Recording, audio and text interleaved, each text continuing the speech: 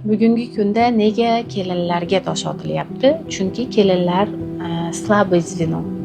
Ya'ni kelin birovni bolasi, o'zimizniki emas. O'zimizni bolamizda ham shunaqa bor. Xuddi kelinni nima bo'lsa, undan 10 baravar o'zimizni bolamizda bor, lekin kelinni gapirish oson. Masalan, shunaqa oilalar bor, kelinni shaxs sifatida ko'rmaydi. Shuning uchun eng oson obyekt bu kelinlar.